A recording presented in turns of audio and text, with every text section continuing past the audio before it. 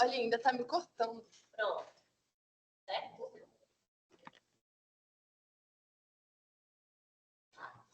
Ok, foi o treino. Agora a gente vai iniciar. Bom dia, gente. A gente vai fazer hoje o top 10 sobre imunizações. Nossa R1 Naraja vai apresentar sob a orientação do Dr. Vitor Bertollo. O Vitor é especialista em imunizações, já foi do Programa Nacional de Imunizações entre 2019 e 2023. É mestre em Medicina Tropical e Saúde Internacional e hoje é chefe da assessoria de endemias da SPS da SES-DF. Pode iniciar. Tá bom.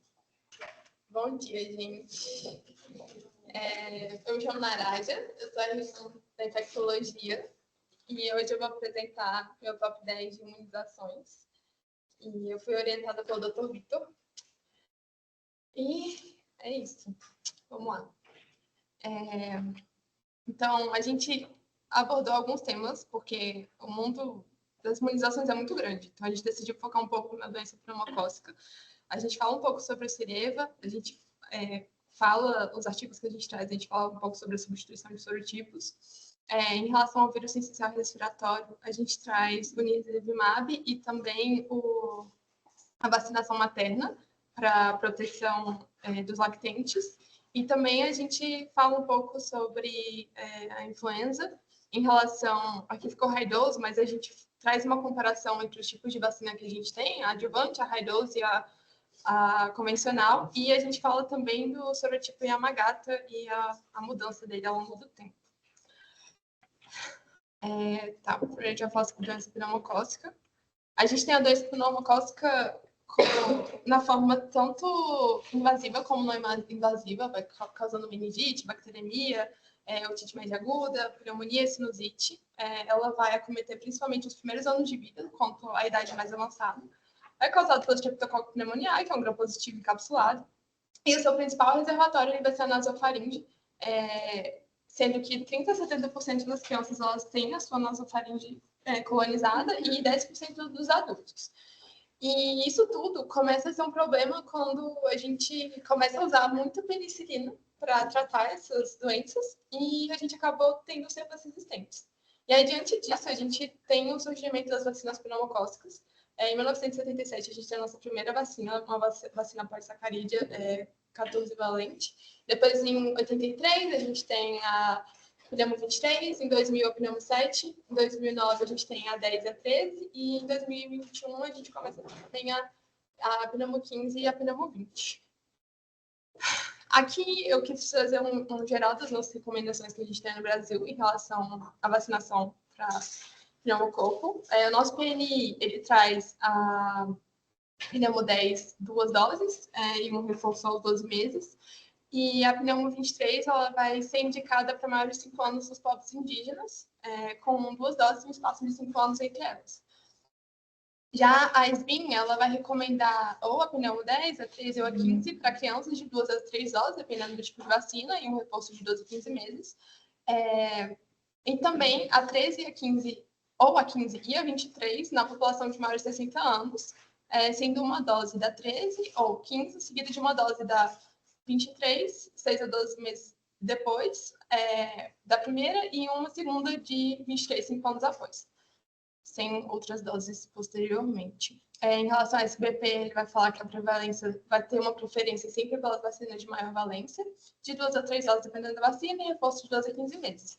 E a CIP, que é em relação à recomendação americana, ela traz a Pneumo 15 ou a 20, para menores de 5 anos, doses de 2 a 4 a 6 meses e um reforço de 2 a 15 meses. E já em relação à população de maiores de 65 anos, vão ser aqueles que nunca receberam nenhuma vacina conjugada ou histórico vacinal desconhecido. E se for feita a Pneumo 15, a gente vai fazer uma adicional da Pneumo 23 nos imunocomprometidos, infante cocar ou derivação ventículo-peritoneal. Aqui eu trouxe, resumido não, eu trouxe todas as recomendações, eu não vou falar de todas, que a gente tem no manual de centro de referências para imunobiológicos especiais.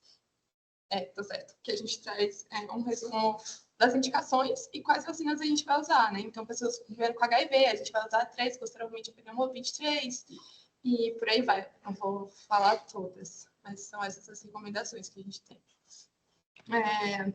Aqui, só para ilustrar, eu trouxe todos os sorotipos, trouxe os sorotipos e as vacinas que a gente tem e quais sorotipos elas vão cobrir.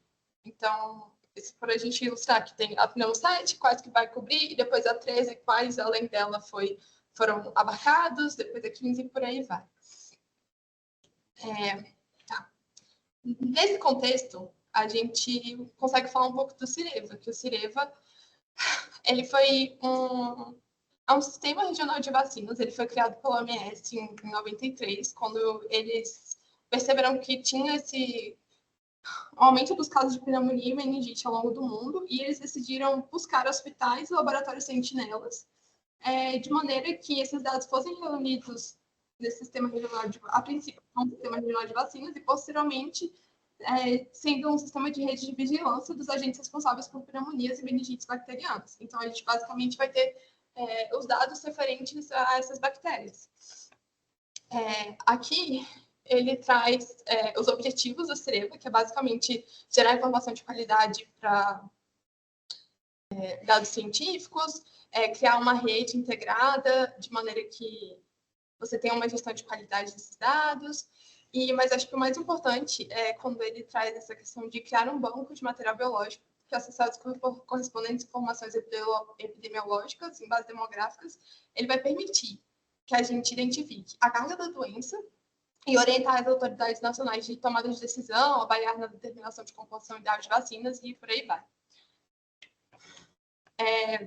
Como que ele vai funcionar mais ou menos aqui no Brasil, né? A gente vai ter esses lotes bacterianos de Haemophilus influenza, Neisseria meningitis e Streptococcus pneumoniae. Esses dados todos eles vão ser reunidos nos LACENs regionais. Então, todos os LACENs vão reunir esses dados distribuídos pelo Brasil, e depois esses dados eles vão ser mandados para o núcleo de meningites, pneumonias e infecções pneumocócicas no Instituto Adolf Lutz.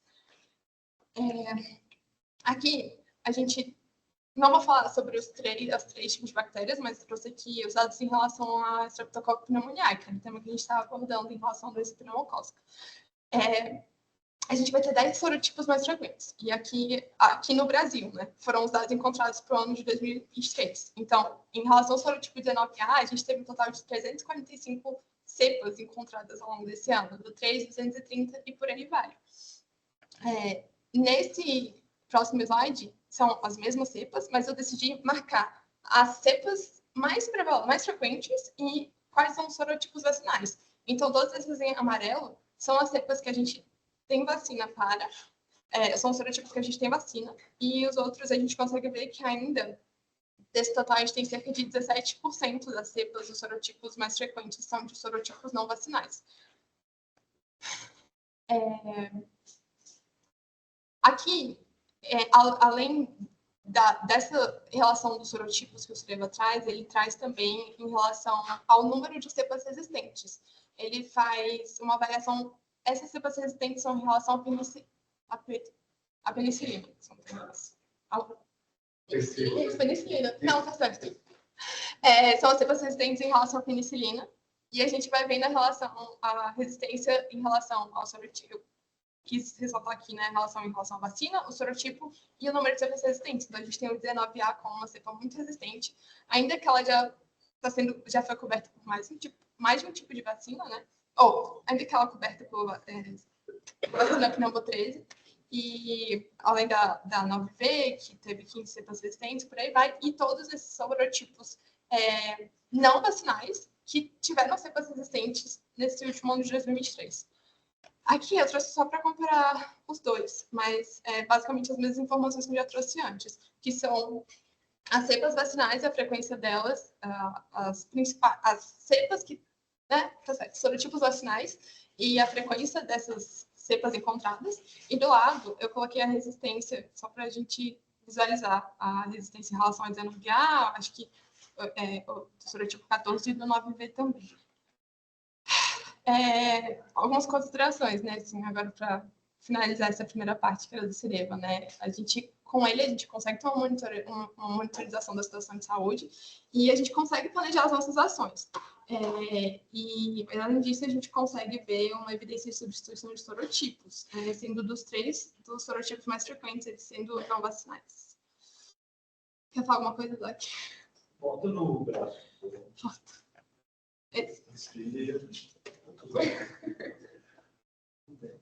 Então, o relatório de Cirela, né, ele é a principal fonte de informação que a gente tem para ver a nossa cobertura, a vacinação, a nossa cobertura. E, de fato, né, 19 a 13, são cobertos pela vacina pelo 13, mas não pela 10. E aí, o que mais preocupa é o 19A, porque além dele estar sendo um dos mais prevalentes nas doenças invasivas, ele também tem esse perfil de ser resistente. Né? As mais doenças invasivas, e também ele tem junto com o gene de resistência à penicilina, que acaba tendo implicações aí também nas nossas decisões de ciência, para pensar nas biologias. E assim, já tem esse tema, né, da questão da necessidade de modificação do sistema de vacinação para o PNI é uma luta um pouco antiga, até, na verdade. Quando eu saí, já tinha havido a decisão de ampliação da prova da 10 para 13, na pediatria. Só que acabou que ainda não foi votado, assim, eu não sei qual a questão da decisão. Tem uma questão que é comercial também, né, que é 10 do Curso Nacional. Cruz, 13 ela é cara, para o internacional, então assim, você acaba fragilizando um pouco a indústria nacional de fabricação de vacinas. Mas questões estritamente do ponto de vista, né, de saúde pública, de determinação individual, é muito evidente quando nós dados de monitoramento a importância dessa ampliação. E isso acho que é ampliação também para a nossa rotina, né, prática de consultório, quando a gente vai muitos questionam a vacinação. Acaba sendo mais na pediatria que surgem esses questionamentos, mas para mim os colegas estão sempre perguntando também essa questão das recomendações, né, que a gente sugere. Mas essa é uma das vacinas que eu acho que você compensa de conseguir fugir do PNI, né? Que é aquilo que também do PNI na minha também. E aí, bom, a ideia do Cirela é introduzir o momento atual que a gente tem aqui no Brasil, né? A Naraja escolheu 2 artigos muito difíceis, que ela vai apresentar na sequência, bastante complexos, mas que eu acho que eles avançam na discussão com relação a, beleza, se a gente introduzir a 13, o que a gente pode esperar daqui para frente, aqui também, com seus outros países que tiveram essa introdução. Acho que você pode avançar isso. Posso só fazer uma adendo? E até da sua opinião, vocês vão falar sobre isso. Mas o pessoal tem muita dúvida também sobre 13 versus 15. Parece que na nossa epidemiologia, a 15 não adiciona tanta proteção em termos do que a gente tem de cepa circulante. Né? Então, a 13 adiciona muito em relação a 10, mas a 15 não parece adicionar tanto em relação a 13. Bem lembrado, né? E, inclusive, a SBIM, na verdade, ela coloca como equivalência. O cenário brasileiro ela recomenda preferencialmente a 13 ou 15, que é a faixa de distinção em relação a elas. Mas, a preferência parece em relação a 10, né? Que é isso, né? A gente tem um ganho muito grande para 13. Da 13 para 15 é marginal. São motivos menos relevantes para o momento atual do Brasil, né? Todo mundo começa a saber esse. Aí, pode ser que o 15 venha a ser necessário ou não, pode ser que o sobretítulo vá se substituir para esse tempo, que não pode.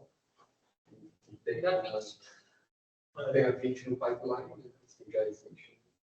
Ela parece ter algum benefício bem maior em relação. Ela já dá para comprar, né? Acho que não vai. A 20? A 20 eu acho que não tem disponível. Não, acho que outro dia eu fui vacinar minha filha para 15, aí falaram que está em falta porque está para chegar a 20. Que já está. Não, Assim, para chegar esse ano. Ela eu acho que quando chegar, já tem paradigma. Até porque a 20, né? Ela tira completamente a necessidade de 23. Então, assim, ela vai ter outras repercussões. A gente está focando na pediatria, né? Mas na população idosa, também recomendo usar 23, que é um efeito maior. Aí, os residentes internos, né, que eu achei que isso, acho que a gente vai ter 23 para 13. Então, a questão que 23 ela pode ser carítica, então ela tem uma resposta de resultados. Na verdade, uma duração de resposta menor. Ela não produz memória imunológica. Ela é só o açúcar.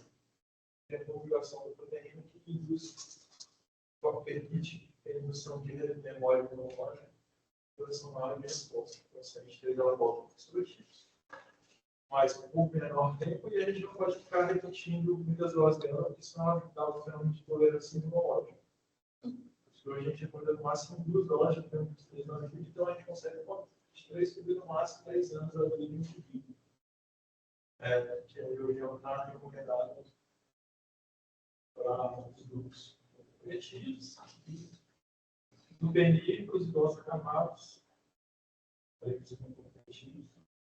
institucionalizados, institucionalizados, tem da população política, mas a gente também recomenda ela para idosos. Porque realmente ela tem um dano, mas é eficácia dos dois. É isso. Aí, tem sorte. Tá, eu escolhi, acho que de todos, eu acho que eu escolhi só 2 artigos e eu escolhi esses mais difíceis que me consumiram, eu só descobri depois. Mas esse primeiro artigo que a gente traz, mas apesar de serem muito difíceis, eu gostei bastante de ter lido. Ele fala sobre a divergência da substituição do sorotipo, das tendências de substituição do sorotipo e o aumento da diversidade da doença pneumocócica em países de high income, tipo, desenvolvido. Eu não gosto de usar esse termo. E a redução do benefício da expansão da validade das vacinas. Fica tipo alto rendimento, não tem uma tradução muito boa. Como introdução, ele traz que o Streptococcus pneumoniae ele representa de 8 a 12% das mortes entre 1 a 59 meses, anteriormente à vacina pneumocócica. Na Europa, em 2019, a gente teve 20 casos de doença pulmonar invasiva para cada 100 mil pessoas. E a vacinação das crianças, ela reduziu a doença pulmonar invasiva, tanto nos vacinados como nos não vacinados.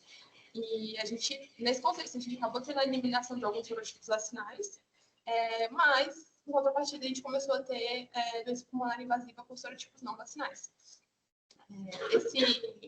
Essa substituição de serotipos, ela acaba reduzindo a efetividade das vacinas em adultos vacinados ou não. Em relação aos métodos, né, nos objetivos desse trabalho, ele tinha como objetivo avaliar os padrões de abundância relativa do sorotipo em casos de doença pulmonar invasiva antes e após a introdução das vacinas na América do Norte, Austrália e países relacionados na Europa. Ele se propôs a examinar a diferença entre os países e padrões em relação às vacinas introduzidas nos programas nacionais de imunização e avaliar essa expansão de substituição em comparação com os serotipos alvos das vacinas e identificar candidatos potenciais para serotipos que devem ser incluídos nas vacinas conjugadas, dada a crescente invasividade de serotipos substitutos. Na situação de países, né, ele tem esses high income countries, que é definido pelo Banco Mundial. Os países selecionados foram da Europa, América do Norte e Austrália, uma população de mais de 5 milhões de pessoas, uma cobertura de vacinal para pneumocócica maior que 80%, e os dados de vigilância de doença pulmonar invasiva específicos por sorotipo disponíveis publicamente. Análise estatística, ele usa o de odds ratio, ele usa desse índice de diversidade de Simpson para entender a diversidade de serotipos, gráfico de frequência e classificação e regressão linear. Em relação aos dados, eles foram obtidos de instituições públicas de saúde da Finlândia, França, Noruega, Austrália e Estados Unidos. Aqui são os nossos países, os países que foram abarcados pelo estudo, e aqui ele traz o ano de introdução de cada vacina nesses países, porque ele vai fazer um estudo desses períodos pré-pneumo 7, depois esse período entre a 7 e a 10/13, e depois esse momento pós 10/13. Aqui são os primeiros resultados que ele traz. Nossa, ficou meio... Enfim. Aqui ele vai trazer o efeito da vacinação na diversidade de sorotipos. E a gente consegue ver...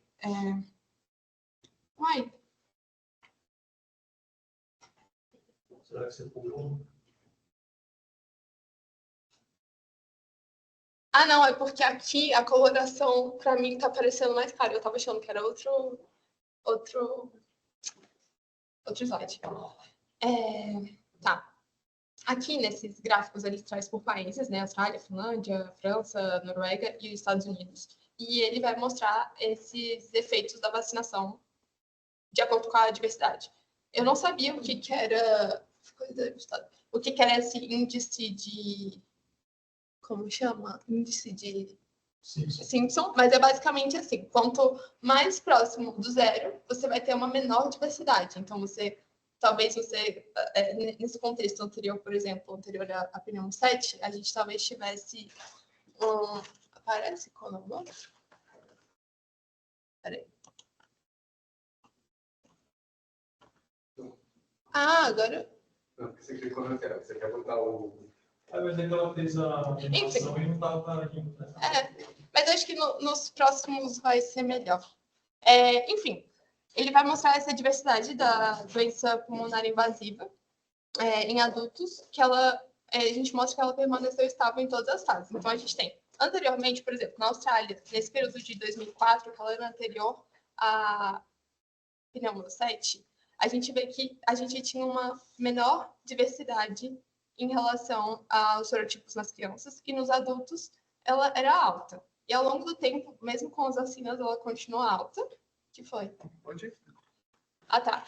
E depois...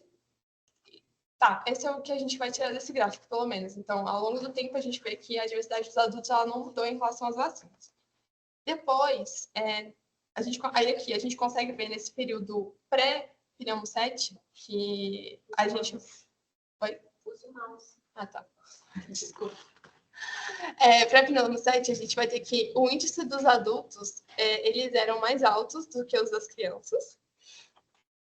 E depois, nesse período pós-pneumo 7 pré-13, a gente consegue ver que teve uma queda dessa diversidade de sorotipos das crianças. Então, a gente tinha menos sorotipos, mas causando mais doença. No caso, eram sorotipos da 13, que estavam mais preponderantes, mas ainda não tinha vacina para isso. E o dos adultos continuou um pouco... Ainda que continuou elevado, mas ainda a gente vê que teve uma pequena queda também ao longo da introdução da vacina. Depois com a introdução da vacina da pneumo 13, a gente vê que a gente tem uma eliminação dos sorotipos da 13 e um aumento do índice entre as crianças. Então, agora a gente tem bem próximo, uma diferença pequena, na verdade, né, entre a diversidade entre adultos e crianças depois da vacina da pneumo 13. Você quer falar alguma coisa? Queria complementar. Eu acho que eu me embananei um pouco. Qual que eu acho que é a mensagem principal, né? Que quando você começa com a 7, você tem uma redução grande da diversidade, porque alguns poucos sorotipos passam a predominar na população. Mais ou menos no cenário atual também do Brasil, né? A gente tem 2, 3 sorotipos predominando em relação aos demais. Isso vai ser relativamente fácil você ter uma ampliação da vacina. Você sai da 7 para 10, da 10 para 13, você tem muito grande. Mas quando você está aumentando muito esse ganho, você pode ter uma diversidade grande. Então, a doença começa a se espalhar em número maior de sorotipos.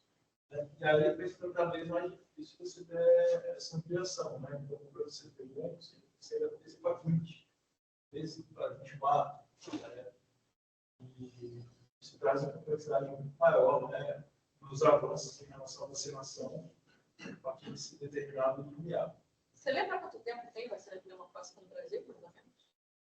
Quando que introduziu, eu acho que eu não me recordo, não, mas Eu acho que foi perto da nossa... Quando a gente fez prova para residente. 2010, eu acho. Eu acho que foi 2010 mesmo. Eu já porque quando a gente ficava É rápido, né? Qualquer... Foi, acho que foi 2009, 2010 mesmo. Eu não anotei em nenhum lugar, mas uma eu vi. coisa nova que Decorar. tinha que decorar o esquema do Eu Era acho que foi 7, 2010. né? Hoje era 7, virou 10. É isso mesmo, 2010. É tão rápido você pensar que você tem 15 10 anos, né? anos. 15 anos. Outro dia também eu senti, falei, Eu cara, quase eu tô formada há tanto tempo. É 14 anos. Eu me sinto mal pela vez que eu não recebi essa vacina. Quer dizer que eu tô ficando velha também. Oh, meu Deus. Acho que é isso, né? Quer falar mais um pouco?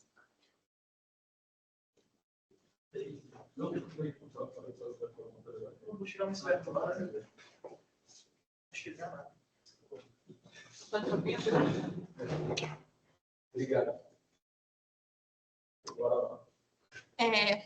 Nesse último gráfico, ele mostra resumidamente essa queda da variedade das bactérias causadoras de doença pulmonar invasiva nas crianças, com a introdução da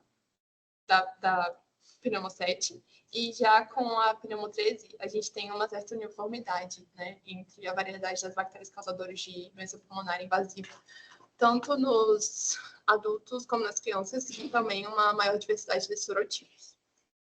Aí tu teve um tempo também para ter essa mudança, né? Poucos anos. Foi rápido.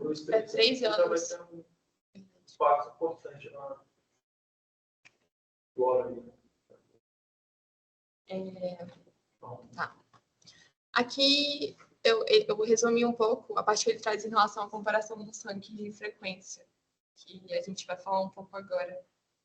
Distribuição dos sorotipos principais causadores de doença pulmonar. Então, a gente tem uma mudança desse cenário do sorotipos pós-vacinação, que agora a gente tem tanto dos sorotipos vacinais contra os sorotipos não vacinais. A variedade de sorotipos pré-vacina, a gente tem 1 a 3 sorotipos dominantes.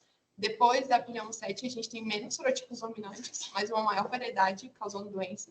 E após pneumo 13, a gente vai ter uma substituição evidente desses sorotipos.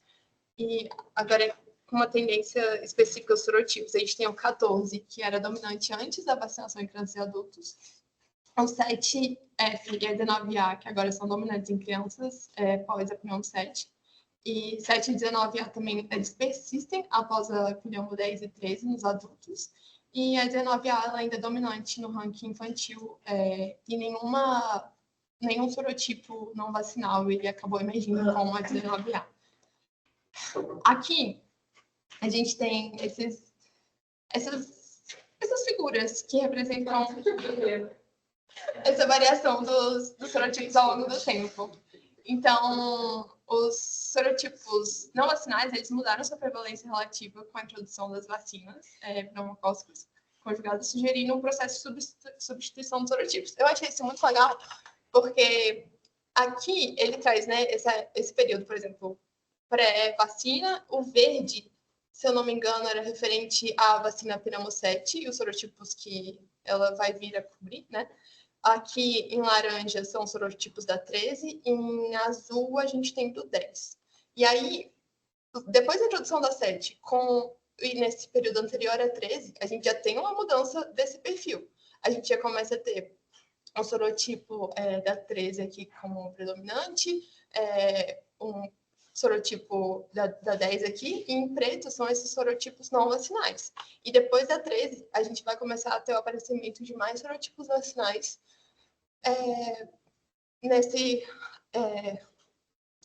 com maior frequência. Tá. Pode. Aí só chamando a atenção, né, que na maioria dos países, quando você tem a introdução da 10, é justamente o 19 anos que passa por dominar, né? Quase todos eles. Em todos, Tá pequenininho aí, né? Desconfio. Aqui. Austrália, na Finlândia, na França, antes da 13 é sempre 19 anos e explode.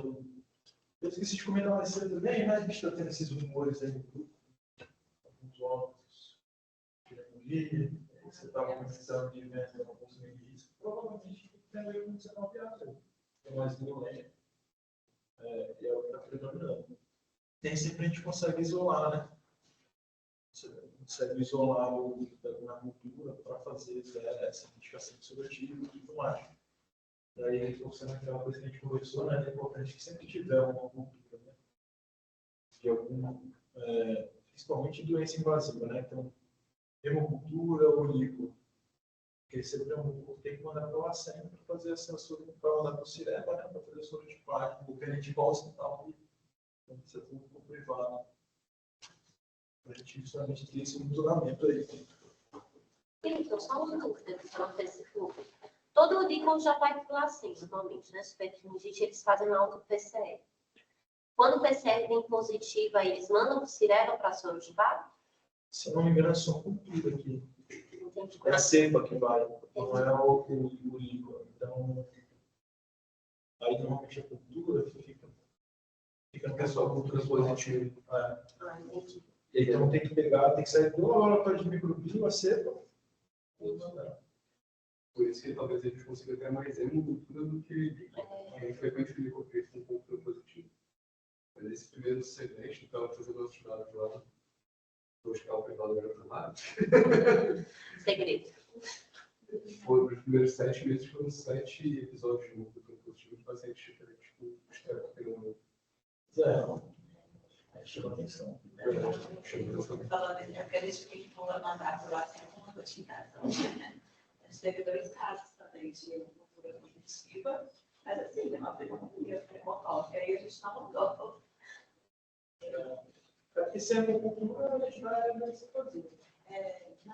Mas o laboratório não mudou temática? Eu acho que não. É, quer dizer, não está sendo tranquilo, eu acho que não, porque tem que estar no caso de treino. Mas se ele já tem, se tiver 5 anos de ciclo, já tive uma hemocultura de 5 anos. Aí esse ano sai de 3 duas, né?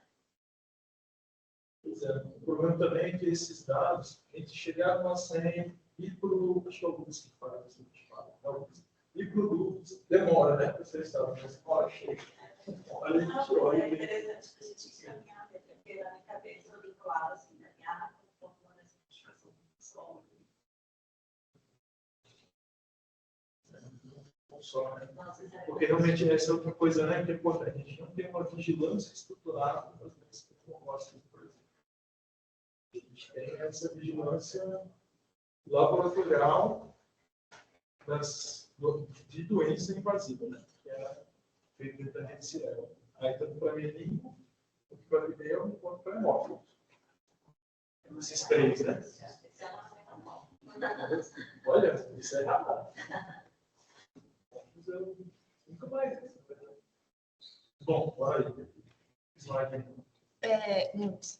Aqui, ainda nesse mesmo assunto, né, da concentração do sangue de frequência, ele traz esses gráficos, eles vão mostrar a mudança da porcentagem das doenças pulmonares causadas por sorotipos vacinais. Aqui ele mostra sorotipos vacinais e a alteração deles ao longo da introdução das vacinas. A gente consegue observar uma queda geral desses sorotipos ao longo da introdução delas. E aqui nesse gráfico a gente traz em relação às doenças causadas por sorotipos não vacinais. Ao longo da introdução das vacinas, a gente consegue observar que na maioria das situações a gente houve um aumento desses sorotipos, a frequência deles. Esses anos eles são mais difíceis de ficar em detalhes, né? Vários países. E aí, se é quadrado, é porque a vacina é 10, se é triângulo, é porque a 13. Mas a ideia geral, acho que é essa mesmo. Só mostrar que, em questão de horizonte temporal relativamente curto, né? Poucos anos, você vai ter mudanças importantes. Eu estava fazendo isso do HPV, né? Tem gente que vacina com a quadrivalente no SUS e realmente é o tipo prevalente de verdade no Brasil, né? E agora, com a chegada da 9, a gente está tendo um ganho relevante, então assunto para outro dia, né? Não, eu confesso que a HPV eu estudei lá fundo recentemente. Mas, assim, o pessoal que mais estuda, eles têm então, o HPV eles algo em relação a. Inclusive, eu tenho que recomendar a nós e quem já tem uma parte, né? se recomendo que faça uma dose aí da nova. Mas eu não me aprofundei nesse assunto. Vou usar, por exemplo, os comentários. E aqui, na conclusão, ele traz que a diversidade de sorotipos prevalentes entre os países, né? Ele traz essa dificuldade das vacinas de sempre terem essa necessidade de aumentar sempre a valência das vacinas para conseguir cobrir todos esses tipos de sorotipos. A gente tem esses sorotipos não vacinais, que eles estão aumentando em vários países na Europa, e que, mesmo que a sua tendência de incidência elas não sejam tão consistentes, né, não sejam parecidas entre os países, tem uma variedade de não vacinais afetando os países e os grupos etários. E, além disso, ele fala, né, que não teve nenhum, que nem já foi dito antes, né, não houve nenhum sorotipo dominante após a vacina pneumocócica. Assim, um dominante entre todos esses países, e ele fala da importância dos dados de vigilância em relação a esses dados dos sorotipos.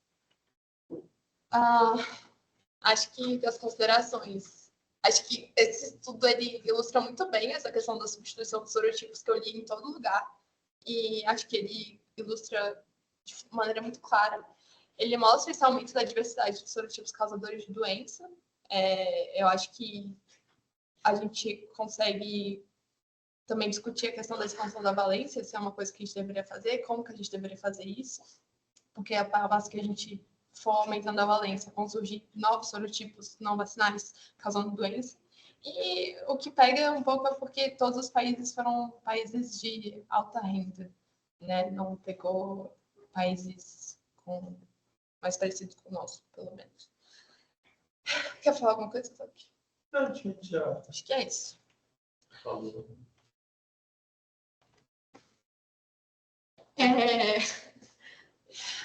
Esse artigo aqui, ele fala da emergência de uma linhagem de Streptococcus pneumoniae multiresistente e virulenta relacionada à substituição de sorotipo após a vacina pneumo 13. É um estudo de genoma, de sequência de genoma. Introdução, né? Ele traz a redução das doenças causadas pelos sorotipos vacinais, essa substituição de sorotipos por sorotipos não vacinais. Ele traz, nesse estudo, um aumento do sorotipo 24, que é um sorotipo não vacinal. Na França, eles observaram um aumento dos casos de meningite pelo 24F, bem como na Argentina, Canadá, Dinamarca, Alemanha, todos esses países eles começaram a observar um padrão relacionado a esse sorotipo. E esse sorotipo 24F ele teria um alto potencial para causar doenças invasivas e para causar resistência bacteriana. O sorotipo não é incluído nas vacinas. As linhagens pneumocócicas, ele fala que as linhagens pneumocócicas responsáveis pelo aumento do sorotipo, eles variaram entre os países. A gente vai falar um pouco em relação a essas linhagens de pneumocócicas, que é uma coisa meio específica, mas que é bem interessante, para que explica como que a gente está tendo esse aumento da 24F. E o estudo ele utilizou sequenciamento de genoma para investigar as linhagens que impulsionaram o aumento do sorotipo 24F na França e globalmente. Falou alguma coisa? Ah, tá. Aqui, na metodologia, né, ele faz uma análise de isolados do 24F coletados na França entre o período de 2003 a 2018, que abarca esse período da pneumo 7 e da pneumo 13, tanto o período anterior quanto o pós. Ele faz uma análise da linhagem. Esses isolados, eles foram agrupados em GPSCs. Esses GPSCs, eles são grupos de organismos, que no caso são de pneumococo, que possuem uma sequência genética muito parecida entre eles. E dentro desses grupos, a gente ainda tem um complexo clonal, que ele representa um grupo de bactérias que estão mais estritamente relacionadas entre si ainda, que vão acabar compartilhando ancestral em comum. Então, ele acaba avaliando também o potencial invasivo e a propensão desses GPSCs de causar meningite por odds ratio, e ele faz uma contextualização global, ele faz uma comparação com outros genomas globais e outros isolados, e ele também faz uma análise filogenética. Aqui, a gente traz os resultados dele, né? Nessa primeira parte, ele avaliou a frequência desses GPSCs, que estão relacionados com o sorotipo 4, sorotipo 24F. Então, é como se a gente tivesse o sorotipo 24F, mas dentro desse sorotipo 24F, a gente tem esse genótipo, que a gente tinha falado, mais ou menos, que são esses GPSCs, que vão estar manifestando esse sorotipo 24F. E aí ele mostra, nesses isolados de 24F na França, que a gente tem, antes, né, a gente tinha essa proporção maior do GPSC 10, do 6 e do 16, a predominância desses três tipos. E depois, após a introdução da vacina da pneumocócica 13, foi observada uma mudança desse perfil, no qual esse GPSC10 ele se tornou o grupo predominante. Em amarelo, no gráfico, a gente consegue reparar essa mudança desse perfil ao longo do tempo, que antes a gente tinha pouco desse GPSC10 aqui, e agora a gente tem muito mais sorotipos 24F sendo manifestados por esse GPSC10. Tanto no caso das doenças gerais, de meningites e só carregadores mesmo.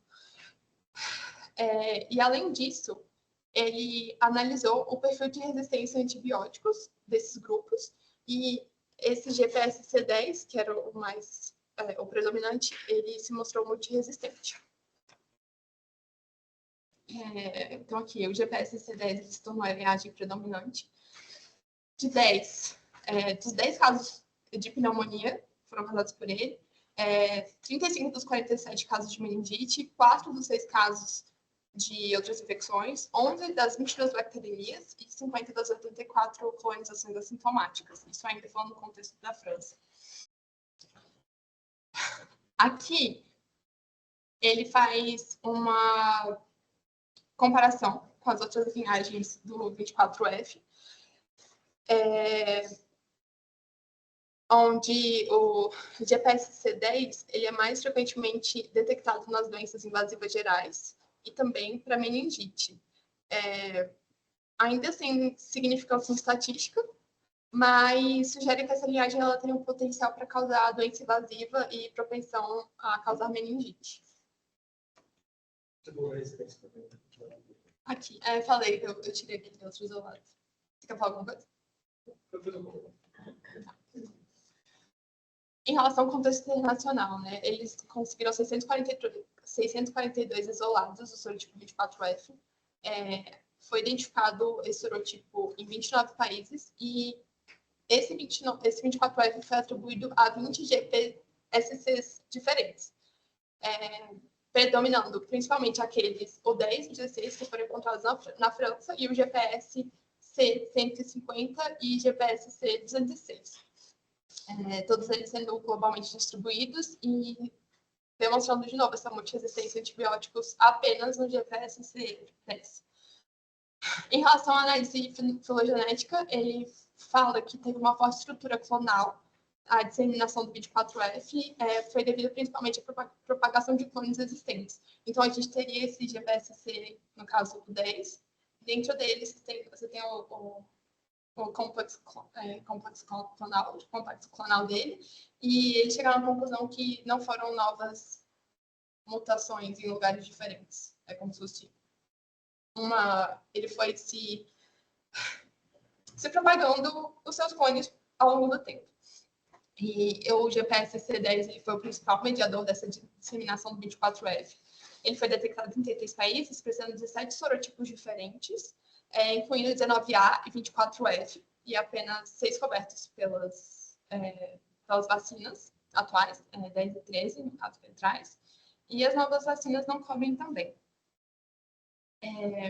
Aqui, mais lá na frente, a gente, na discussão, ele aborda um pouco em relação a essa questão dos sorotipos diferentes que esse GPSC10 vai estar manifestando, apresentando. Aqui a gente trouxe a discussão do próprio artigo, porque a gente achou que era relevante, que ele traz que o GPS-C10 ele é uma linhagem pneumocócica virulenta e multiresistente. E essa linhagem ela impulsionou a disseminação global do sorotipo 24F. E ele traz um ponto que é muito interessante, que o GPS-C10 ele pode expressar múltiplos sorotipos, facilitando sua adaptação diante da pressão seletiva das vacinas. E também a variação das linhagens responsáveis pelo 24F entre os países, ela poderia ser explicada pela diferença de pressão seletiva também causada pelos antibióticos. Então, a gente tem esse GPS-C10 importante em alguns países, mas os outros que tiveram, por exemplo, 6 ou outros, talvez seja por conta dessa pressão seletiva em relação ao antibiótico. E ele fala desse alto uso de antibióticos, ele vai estar ligado à prevalência desse GPS-C10, que em algum momento ele encontrou alguma maneira de superar esses antibióticos de se manter resistente. E ele fala da necessidade de vigilância contínua e nova estratégia de vacinação nas considerações assim, em relação ao artigo. Ele traz essa abordagem genômica, que ela é diferente dessas usuais baseadas apenas em sorotipos, e ele traz dúvidas sobre o futuro das vacinas, diante dessa capacidade do GPS-C de se adaptar e expressar outros sorotipos.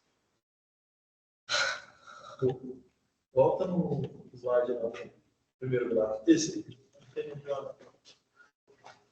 não achando difícil o suficiente discutir a sopa de letrinhas que são sorotipos da União. Na verdade, eles vão discutir as linhagens genéticas deles. Mas eu achei muito bacana, assim. Traz uma outra camada da complexidade da coisa, né? O artigo basicamente olhou para o 24F que virou problema na França depois que eles ampliaram a vacinação. Aí, de novo, começaram com o problema de doença invasiva, aumento e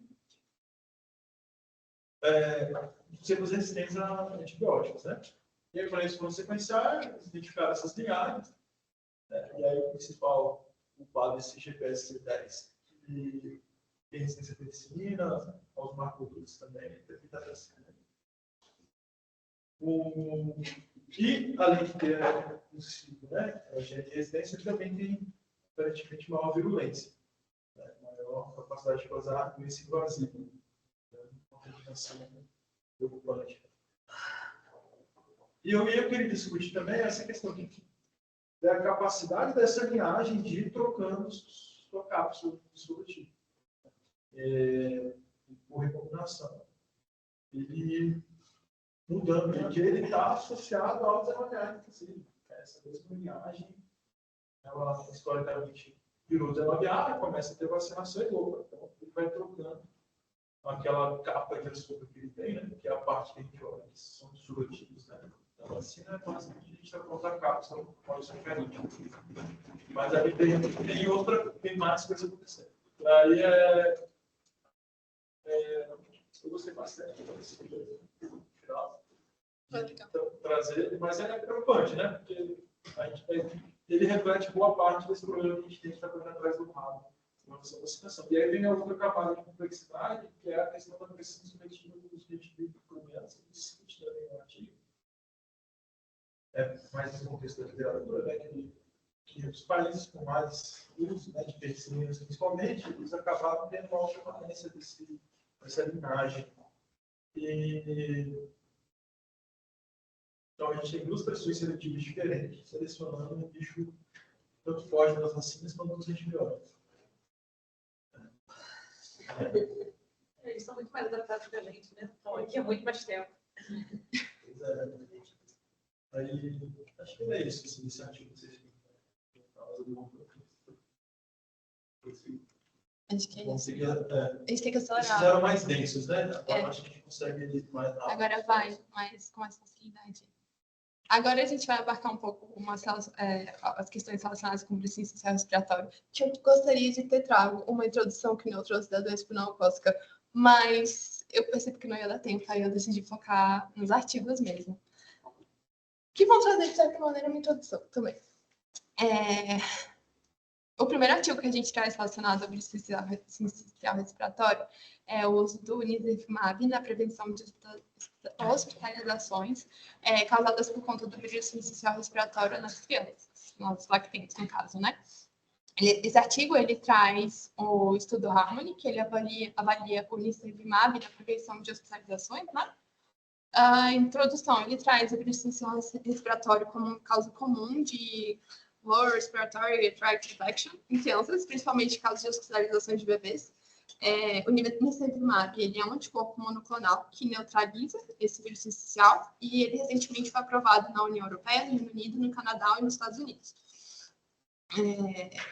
A intenção com o nirsevimab é a gente ter a prevenção da doença respiratória em recém-nascidos e bebês na sua primeira temporada de circulação do vírus essencial. Ele é um estudo fase 2B e fase 3, seguro e eficaz, traz, né, que é seguro e eficaz em crianças a termo. E ele fala também, né, que o nirsevimab ele vai ter uma vida estendida de mais ou menos 71 dias. O estudo Harmony, né, estudo fase 3B, aberto, com 2 grupos randomizados, participantes eram menores de 12 meses, com uma idade gestacional ao nascer maior ou igual a 29 meses, e entrando nesse primeiro período de sazonalidade do vírus essencial respiratório. 9 semanas, né? 29 meses, não. Critério de exclusão foi a elegibilidade para receberem palivizumab. Esse desenho do estudo, ele traz, foi um estudo baseado na França, na Alemanha e no Reino Unido. Os bebês, eles eram randomicamente separados em 2 grupos, de 1 para 1, onde eles receberam 50 ou 100 miligramas, a depender do peso da criança, intramuscular, dose única, e o standard care, que é os cuidados normais que a gente teria para essas crianças com infecção do vírus respiratório. A gente teve esse monitoramento remoto dos eventos de segurança, a gente teve tantas notificações dos pais em diários eletrônicos e também as notificações dos prontuários, e a gente avaliou essas doenças respiratórias que precisassem de hospitalização baseadas seguidas de uma testagem para vírus respiratório. De desfecho primário, a gente avaliou a hospitalização por doença respiratória por vírus respiratório, de secundários, a doença grave, que ele fala que são a hospitalização com uma saturação menor que 90 em qualquer momento da internação ou uso de oxigênio suplementar, e essa hospitalização pela doença por vírus essencial em cada país, ele traz esses dados, e também por conta de qualquer outra causa que nesse período da sazonalidade. De eventos adversos, ele avalia eventos adversos de interesse especial, foram reações de hipersensibilidade, anafilaxia, doença de complexo imune, trombocitopenia, e eventos adversos atendidos por profissionais de saúde, eles foram eventos que levaram os pais ou os representantes legais a procurar atendimento médico não planejado em qualquer ambiente clínico. Dos resultados, né? A gente tem... A gente teve o total 8.058 participantes, onde 4.037 eles receberam nirsevimab e os outros 4.021 eles foram para os cuidados padrões. Aqui a gente tem a característica demográfica, que aqui em cima eu marquei essa divisão por faixa etária, que ela acaba sendo relevante no entendimento da eficácia do nirsevimab, uma vez que quanto menor a idade, né, maior o risco de doença grave. Aqui ele trouxe o desfecho primário e ele conseguiu demonstrar a eficácia do nirsevimab sobre o standard care nas hospitalizações, nas infecções por vírus essencial respiratório. Então, no grupo do nirsevimab, a gente teve 11 eventos, representando 0,3%, e no Standard Care foram 60, representando 1,5% dos eventos. Ele mostrou eficácia de 83,2% e uma eficácia superior de 83,3%. Em relação ainda do desfecho primário, ele fala que a gente tem, né, que essa eficácia do nirsevimab ela foi consistente em diferentes subgrupos de lactentes, incluindo as crianças prematuras e a termo. De desfecho secundário, a gente tem a doença grave por vírus essencial respiratório, com um total de 5 eventos no grupo usando nirsevimab e 19 no Standard Care, com uma eficácia de 75,7% e uma eficácia superior de 65,4%. Ainda nos desfechos secundários, ele traz as hospitalizações por país, e aqui ele demonstrou a eficiência a eficácia do nirsevimab sobre as hospitalizações em cada um desses países, na França, na Alemanha, no Reino Unido, e também a eficácia superior, demonstrando de novo a eficácia do nirsevimab. E aqui os desfechos em relação à hospitalização por qualquer doença pulmonar, né? Por qualquer causa, durante a temporada de vírus essencial respiratório. E a gente teve 45 bebês, 1,1% no grupo do nirsevimab, que seria uma proporção de 4 eventos por 1.000 pessoas mês, e 98 no grupo de standard care, demonstrando uma eficácia de 58%. Aqui ele traz a segurança. Ixi, não mostrou o trem. Saiu, mas aqui era uma tabela que traz a segurança da vacina. Que traz evidências sólidas da eficácia e segurança do nirsevimab para prevenção de hospitalizações por sincicial em lactentes, em relação aos eventos adversos durante o período do estudo, e que o nirsevimab pode ser uma ferramenta importante para a prevenção do vírus sincicial em lactentes, especialmente em grupos de alto risco.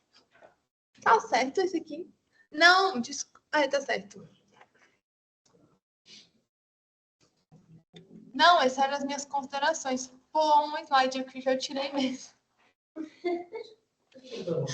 E essa era ainda Peraí. Tá certo, as considerações. Eu tava tão... Mas é isso, ele traz a evidência sólida da eficácia da vacina, demonstrando ao longo desse tempo da introdução da vacina, desse estudo, que ainda não é real, e da imunoglobulina, e é isso. Eu já tenho uma previsão de sair disso, está circulando? Acho que esse mês é o próximo. Vou comentar. Eu prefiro que você apresente o próximo primeiro. A gente não fala. Tá. Aqui abarca os dois, né? Tá. Aqui ainda sobre o nirsevimab, esse aqui é uma análise, mas agora avaliando a sua eficácia no mundo real. Aqui, como introdução, ele traz de novo, né, o vírus essencial como principal causa de internação de bebês, 50.000 a 80.000 hospitalizações anuais em menores de 5 anos. E em agosto de 2023, o CDC ele recomendou o nirsevimab para todos os lactentes menores de 8 meses nascidos durante ou entrando no seu primeiro período de sazonalidade do vírus essencial, e para crianças de 8 a 19 meses com risco aumentado para doença grave por vírus essencial e entrando em seu segundo período de sazonalidade do vírus. E essa foi uma primeira análise da efetividade do nirsevimab pós-introdução dele nos Estados Unidos entre as crianças do seu primeiro ano de vida. Em relação a coletas de dados, eles usaram o New Vaccine Surveillance Network, que é uma plataforma de vigilância desses eventos respiratórios agudos em menores de 18 anos, e as amostras testadas para vírus essencial respiratório e outros vírus respiratórios comuns por PCR, de critérios de inclusão. A gente usou os menores de 8 meses até o dia 1º de outubro de 2023, ou nascidos após essa data, hospitalização por infecção respiratória aguda entre 1º de outubro a 29 de 2 de 2024, e os dados disponíveis, a gente precisava ter a verificação do status do nirsevimab, a idade gestacional ao nascimento, exames pontuários, e por aí vai. De critérios de exclusão, né? A gente vai ter os dados anteriores à disponibilidade do nirsevimab no local, que não ia servir, o recebimento de doses de palivizumab e relato de vacinação materna contra vírus essencial durante a gravidez, e resultados inconclusivos muito conhecidos dos testes para vírus essencial. A análise dos dados foi um estudo de caso controle com teste negativo. A gente dividiu entre os casos, as crianças com teste positivo para vírus essencial e o controle com crianças com teste negativo para vírus essencial. Espera.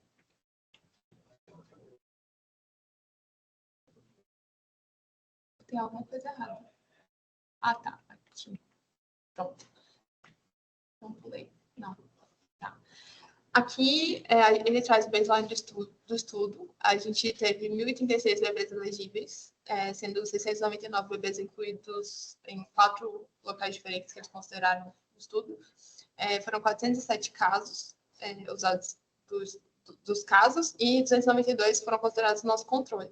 Aqui no baseline do estudo, ele caracteriza esses pacientes que foram hospitalizados e o que mais chama a atenção é o percentual baixo de lactentes com condições de saúde de alto risco para vírus inicial, uma vez que será o subgrupo mais importante para analisar a eficácia da vacina, e mostrando a baixa proporção de crianças internadas, né, que receberam nirsevimab, que foi um número pequenininho. Ele demonstrou nos resultados que a efetividade do nirsevimab foi de 90% contra a hospitalização associada ao vírus inicial. E ele traz também que esse tempo entre a infusão do nirsevimab e o início de sintomas de doença respiratória, ele variou entre 7 a 127 dias, com uma mediana de 45 dias. Ele traz como observação que a duração média do período sazonal do vírus nos Estados Unidos é de 189 dias. Conclusão, ele traz esse sumário resumido, que abarca as coisas que a gente já tinha dito antes. Foi um estudo que traz, assim, de vida real, mas que é bem recente, comparado, né, diante da necessidade de a gente saber os dados reais do nirsevimab. Mas a gente teve uma baixa proporção de crianças internadas tendo recebido, a gente tem uma ausência de análise por dosagem, a gente não tem esses dados, e também é limitado a hospitalização, ele não avalia outros desfechos. Acho que é isso. Tem mais um, depois que já são as recomendações da CIP, né? O próximo da... Quis trazer essa... A ideia é trazer esse panorama geral, né, das questões, das novidades que a gente tem na nossa prevenção de ciência respiratória, queria trazer também a fase 3 da vacina, né? Mas parece que não foi apresentado aqui. A gente vai trazer então um lugar próximo que são as recomendações atuais da CIP em relação à vacina inicial respiratória. A gente está vivendo uma mudança muito grande de paradigma com relação ao último grande marcador de doença essencial. E a gente já teve... PNI já foi eliminando problema atrás de problema. Isso aí é o que faltou resolver. Então, traz uma questão essencial. Esse ano 11, crianças menores de 1 ano morreram no curso inicial no DF. Confirmado, pode ter mais de 1.000 internações. O curso inicial concentrado em alguns meses do ano. A gente vai ter uma grande carga de doença. É uma causa importante de óbitos, né? Quando a gente fala de óbitos de crianças menores de 1 ano de idade, vai ter uma perda de anos de vida. E essencial concentrado. E aí agora a gente está com as novidades chegando, né? A vacinação para gestantes. Você tem a imunização passiva da criança, a imunização da criança por passagem das concentradas de corpos. E o nirsevimab, que é um hormonal que você dá para um inclusive recém-nascido, né? São duas tecnologias que surgiram importantemente. O nirsevimab, qual que estava sendo diferente entre os dois? É preço. O nirsevimab é mais caro, é vacina. Porém, você dá na criança, né? Você vacinar a gestão, tem duas questões. Mas acho que vale a pena você primeiro apresentar, depois a gente discute essa questão. E aí também, o interessante dele é que a gente tem os dados de fase 3, tem 2 estudos de eficácia, a gente trouxe um deles, e tem já estudo de vida real, né? Muito real, então estudo de efetividade, que se apresentou nos Estados Unidos, tem outros já também, em outros países. Da França, né? É a Espanha aqui. Bom? Da Espanha. Da Espanha, né? Então, assim, a gente já tem mais um gostei das informações que realmente a coisa é grande. E tem uma nota da Sociedade Brasileira de Pediatria já falando sobre ele, né? Recomendando, por exemplo, a necessidade de eficácia, tudo mais, e recomendando para todas as crianças. Antes do seu primeiro período sazonal e antes do segundo período sazonal para o grupo de mais alto risco. Porque a ideia é outra característica, né? O inicial respiratório ela é muito concentrada no menor de 1 ano, e dentro desse menor de 1 ano, principalmente no menor de 3 meses de idade. É onde está o grosso do adoecimento. Aí, mas traz aí o assim, depois a gente fala mais. Deixa eu só te dar uma dúvida. E até para esclarecimento da minha ignorância, você não escreveu com diferença do regional. O Nirvesemab, a ideia dele é para a população geral de menor idade, né? Não é tipo o Farnesumab que está direcionado à comorbidade, etc. A ideia é ele funcionar como um imunizante para proteger no período de sazonalidade. Todo mundo. Aí é tudo uma questão de custo dele. Porque qual é a diferença do Nirvesemab para o Palio? O Nirvesemab é mais barato e é uma dose só que dura muito mais tempo. O Palio você tem que ficar dando mensalmente, né? Então, hoje o Palio ele é esse grupo de mais alto risco, pelo custo da estratégia, é sustentável para você usar ela no primeiro nuclear. O Nirvesemab, como ele corta muito custo e a comorbidade posológica da coisa, aí já ele se ampliar para a população geral. Ele fala de mais ou menos 71 dias que ele teria de proteção e comparado com o período de 159 dias que teria, por exemplo, nos Estados Unidos. Eu acho que é mais a duração da proteção, só que a proteção maior nos primeiros 3 meses, né? Mas aí tem uma residual nos próximos 3 meses. Os produtos são parecidos, mas a estratégia é factível. Exatamente. E aí, assim, na verdade, o Palio perde espaço. Então, a gente vai fazer esse estilo aqui para frente. Assim, a troca do. Se você só trocar o Palio pelo Nirvesemab, né? Você já economiza uma grana por tal. Dá para incluir mais gente. Dá para ampliar. O mesmo recurso dá para você ampliar. Só aí. Se usar, ou só para trocar e economizar uma tal. Mas aí o que eu acho que é mais difícil agora, né? E que a gente vai começar a ter principalmente pediatras, né? Exatamente. Como a gente faz, quando que eu vou usar a vacina e quando que eu vou usar o leite. Aí a gente trouxe as recomendações da CIP que trazem essa consideração. É uma discussão boa. Bora lá. Tá acabando. Aí, essa é a recomendação da ANET, ele fala sempre que para mim é óbvio, mas acho que não está pensando que dentro das classes. É a Câmara Técnica Assessora do CDC com as recomendações de imunização. Advisory Immunization Practices, do CDC. Seria equivalente à nossa CETAG aqui no Brasil. O BNT também faz suas recomendações de imunização. Aí, isso é equivalente aos Estados Unidos. E eles têm documentos muito bons, assim, para todo mundo que quiser ir mais sobre qualquer vacina, eu recomendo eles, porque eles trazem as evidências, discussões de evidências e o que eles recomendam, que às vezes vai ser diferente do que está recomendado aqui, mas assim, ele traz bem fundamental. E eles são bem diretos. Ainda que eu tenha minhas críticas a esse artigo, mas... Bora lá. É porque é difícil isso. Mas esse eu achei bem legal. Esse aqui é um artigo que ele fala sobre a vacina de vírus essencial nas grávidas para promover a imunização dos lactentes para o vírus essencial respiratório. E aqui ele foca mais nas recomendações em relação a essa vacina.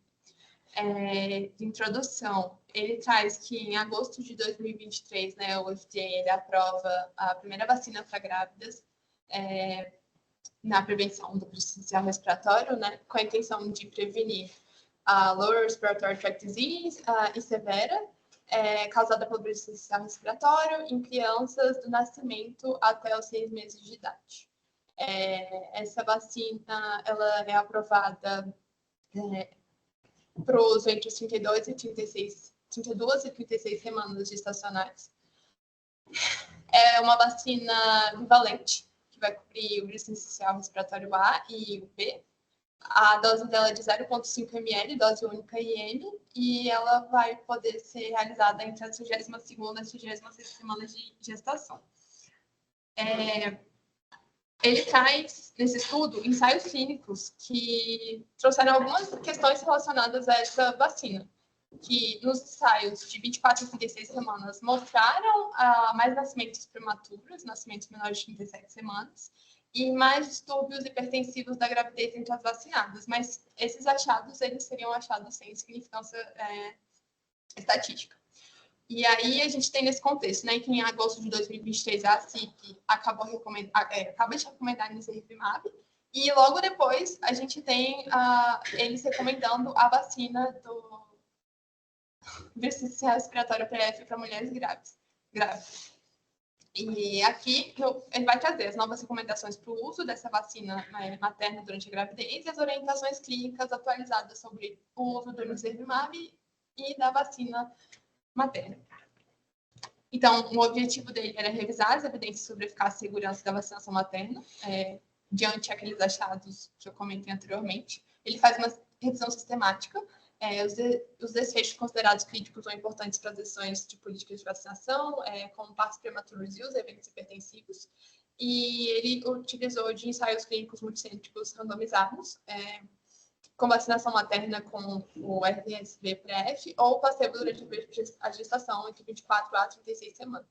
Então, foi um ensaio clínico de fase 2B com 581 grávidas e o outro era um ensaio clínico de fase 3, incluindo 7.392 gestantes. Em relação à eficácia, os dados sobre a eficácia, né, entre lactantes desde o nascimento até os 180 dias foi analisado.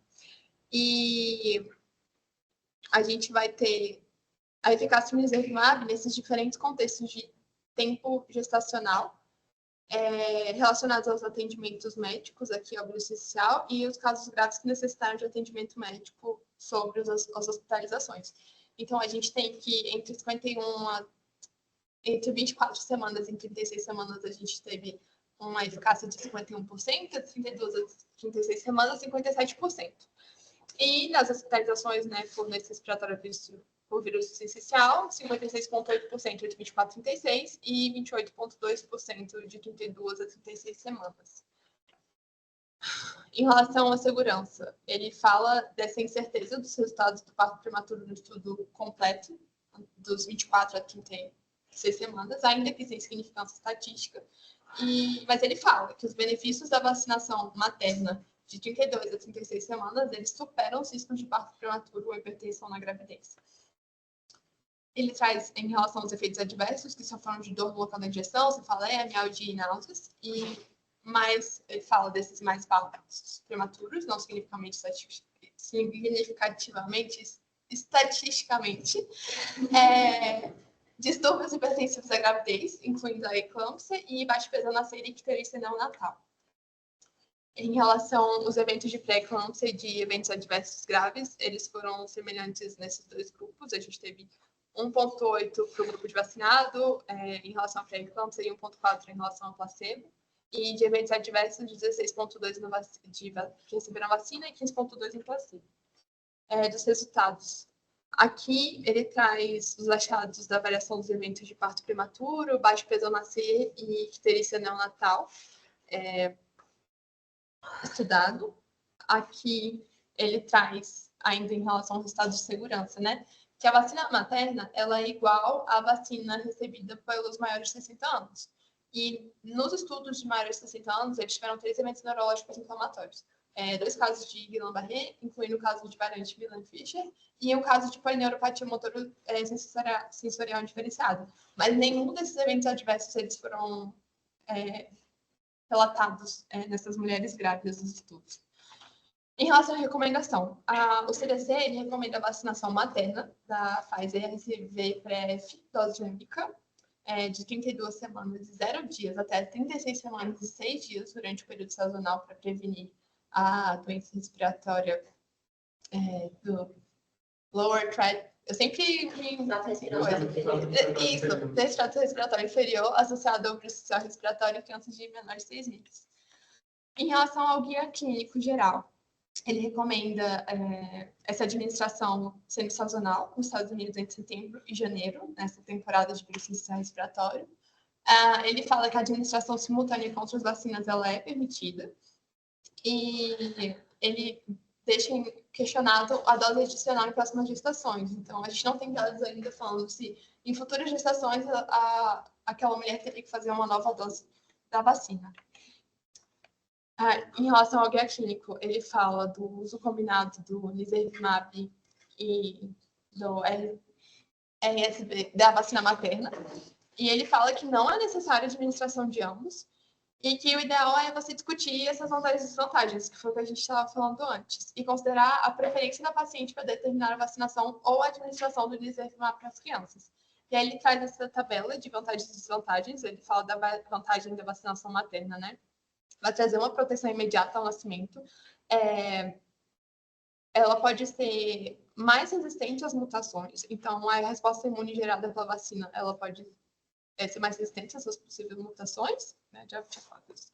As desvantagens, né? Vai ser uma proteção reduzida, a proteção pode ser menor se a mãe produzir poucos anticorpos ou se elas não forem transferidos adequadamente para o bebê, com mães imunocomprometidas, e risco na gravidez, que existe esse pequeno risco de parto prematuro e de problema de hipertensivo durante a gravidez. E também em relação à administração, as vantagens dos bebês é que você vai ter uma proteção mais duradoura, você vai ter um recebimento direto desses anticorpos e não teria nem... Não, tá certo. E em relação às desvantagens, a gente vai ter essa disponibilidade ilimitada, que ele traz que nos Estados Unidos poderia ter essa limitação da disponibilização do Nirsevimab no ano de 2023 para 2024, nessas estações, e a gente vai ter que vacinar o bebê, coitado. Ele ainda fala que não há dados ainda comparando a eficácia dos dois, da vacina ou do Nirsevimab. Ele recomenda o Nirsevimab para as crianças menores de 8 meses durante o período do vírus inicial, de mães não vacinadas no período da campanha. E ele fala que é necessário ao menos 14 dias para a transferência placentária desses anticorpos após a vacinação da mãe. O Nirsevimab vai ser recomendado para as crianças que nascerem antes desse tempo, ou seja, a vacina vai ser recomendada para todas as crianças nascidas com menos de 34 semanas.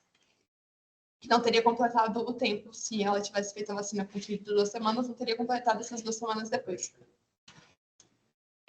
E ele traz também que o Nirsevimab ele pode ser considerado para crianças de mães vacinadas, mas que você tem uma dúvida em relação à resposta imune adequada, ou então naquelas crianças com risco realmente aumentado para doença grave por vírus respiratório.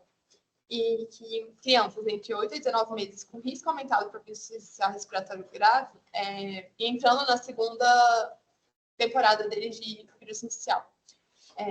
A gente recomenda o Nirsevimab independente do status da vacinação da mãe. Sabe dizer quais são as coisas que a gente comentava? Síndrome, não sei o que. Eu consigo mostrar do que estava no... Não, pode ser depois. Não, é isso. Depois eu mostro para você, tá no rodapé do artigo. Mas é isso. Em relação... Oi? Resumo. Então, ele deixou em aberto, né? Sim. Conversa com a mãe e escolha. Isso me deixou incomodada. Eu falei isso pro Dr. Vitor. Eu falei, eu fico incomodada porque ele não é muito claro em relação... Mas é porque eu acho que como tem esses possíveis efeitos adversos, assim, não dá para ser sensível.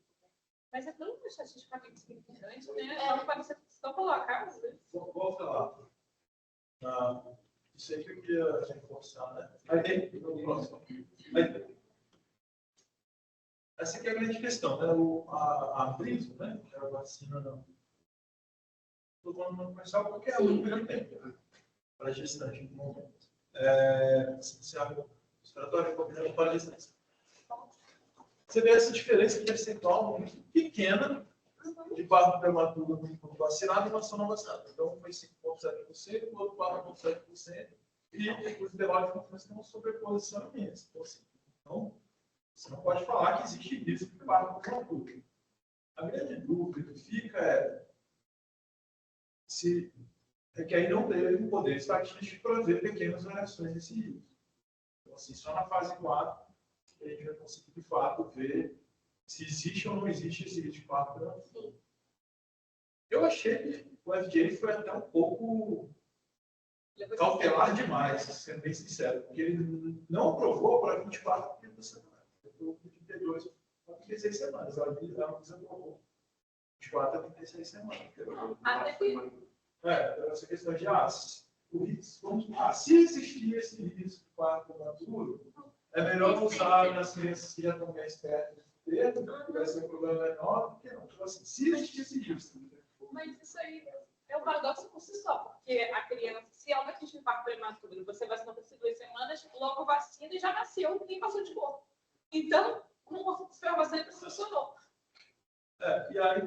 Mas eu acho que a gente também faz isso no contexto de já ter um exemplo lá, entendeu? Sim. Que tipo assim, olha, essa não é a minha única opção, eu tenho uma alternativa para quando essa criança nascer. Então, eu acho que foi nessa linha, tipo, como você cautelar necessitas, até porque os antivax batem em cima, né? Então, assim, os antivax não vão pegar e falar, olha, tem uma diferencinha pequena aqui, pode ser que eu disse, teve mais fraco prematuro com essa vacina, entendeu? Estou até pensando, eu acho, nesse tipo de comunicação, que eles quiseram ter essa. Ficar bem seguro. É absolutamente cautela. O negócio é que o impacto da redução do desfecho é tão grande que, sei lá, mesmo que tivesse assim, 1% de diferença aí.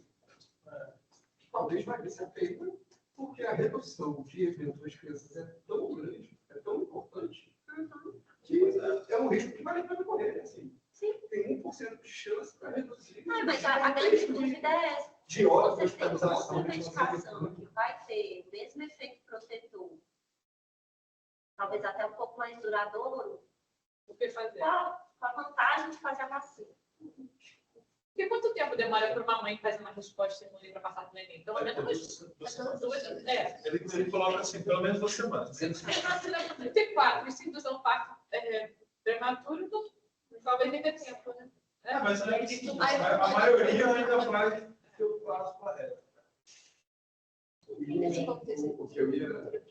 Uma coisa que eu ia perguntar é assim, por exemplo, você tem um momento de fazer IFE-50, no período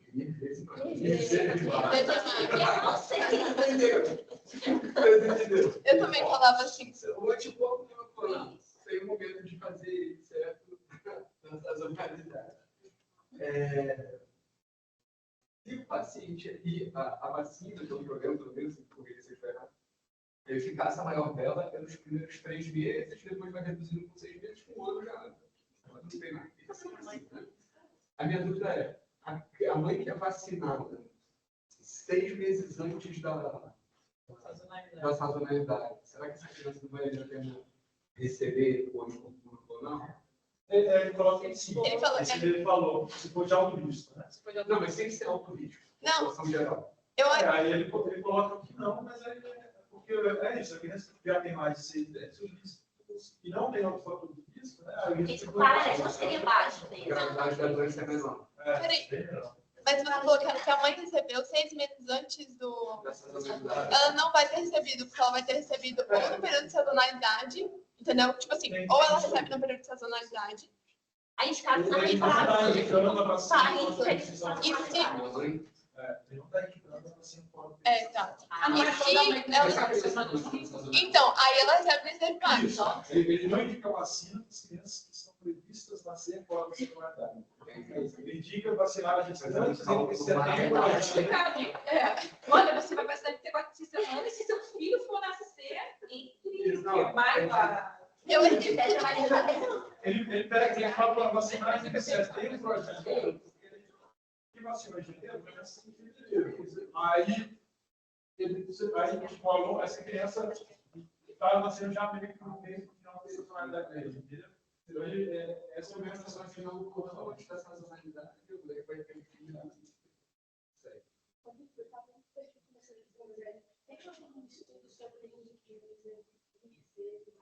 Eu não falo. Em população adultos livres, população Eu não vi nenhum, eu acho que não tem. É muito recente, né? Tem a vacina de imunização. É a mesma. É a mesma, eu uso a mesma dose. Existe outra. Isso, pode ser usado isso. Tem uma que é só para idoso. Isso, essa vai ser sentando a Alexa.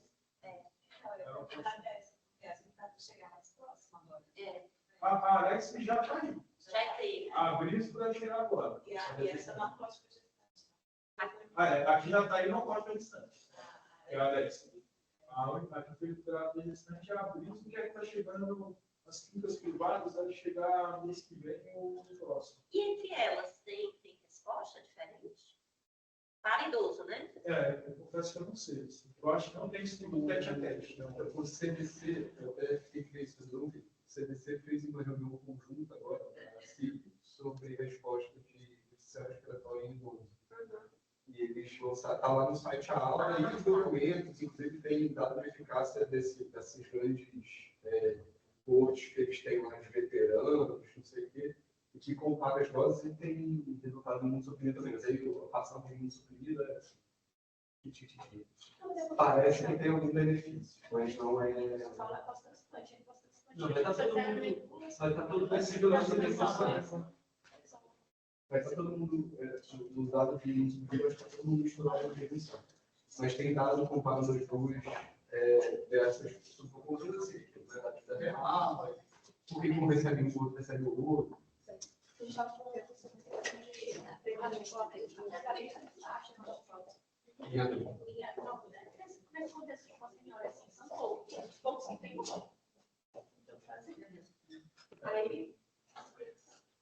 Talvez valha a pena, né? Caso ele venha de futuro, né? Talvez valha a pena, mas eu não diria muito uma publicação. Eu acho que deve ser um next step. Deve ser um próximo.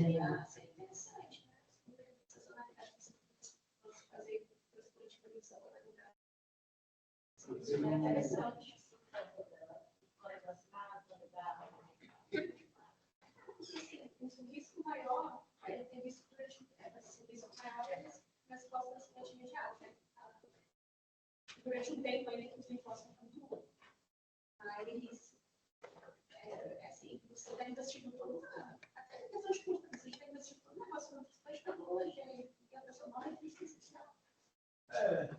E no contexto geral do transplante, acho que mais uns R$2.000. Tem que ver a cidade prevalente. Não, eu seria dúvida, assim, quando eu falando de adulto, quando chegou a ser, eu comecei a ler sobre prevalência de RSV em adulto, e é muito diferente do que é para criança, né? E o que eu, pelo menos, entendi de uma forma geral da literatura, é que existe uma variabilidade gigantesca de ocorrência de RSV na população adulta, pelo impacto disso, e variabilidade dentro dos países, entre países, de modo que não dá para fazer que eu entendi, mas a gente não dá para fazer uma recomendação geral para qualquer população.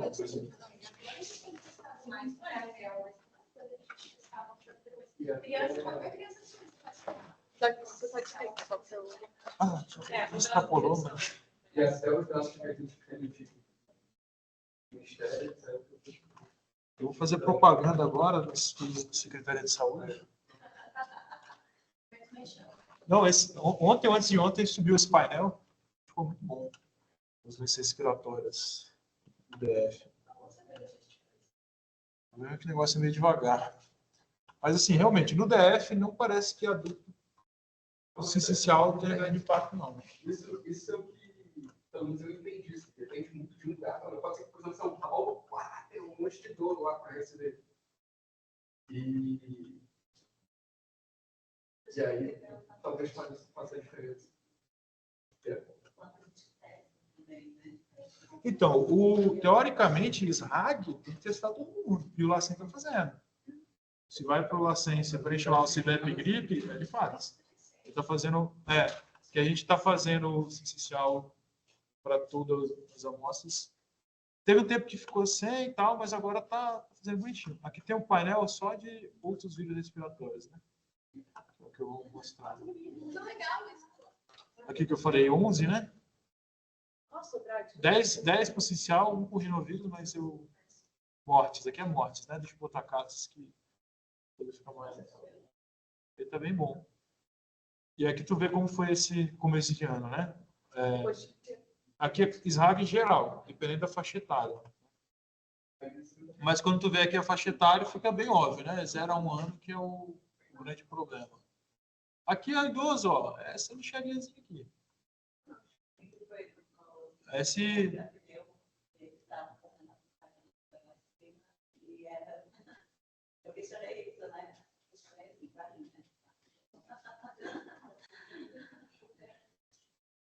próprio painel da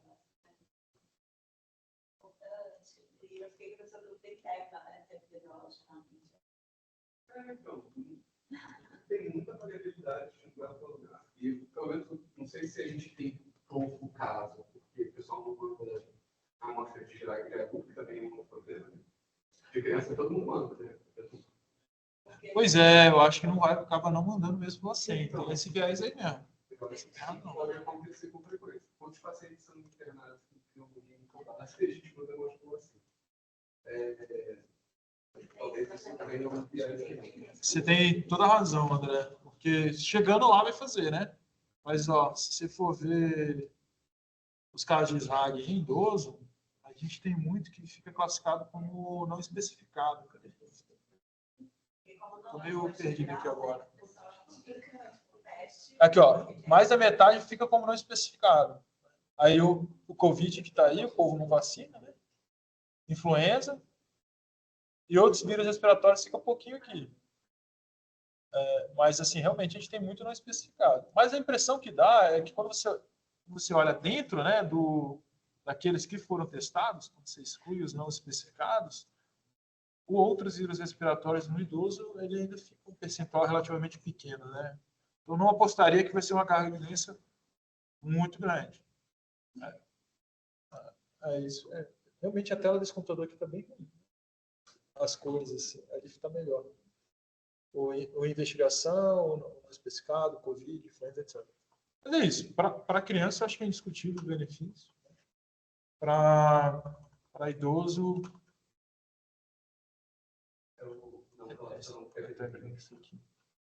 vamos voltar aqui que temos que avançar, né?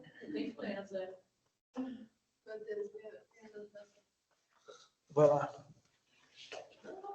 E... Ixi, eu fiz besteira aí.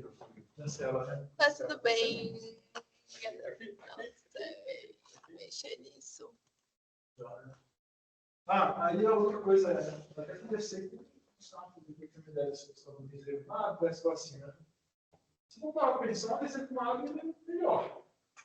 Eu aberto para todo mundo, porque você vai dar na criança, né? Você pode inclusive dar na maternidade, lá quando você nasceu, já você consegue ter uma cobertura alta.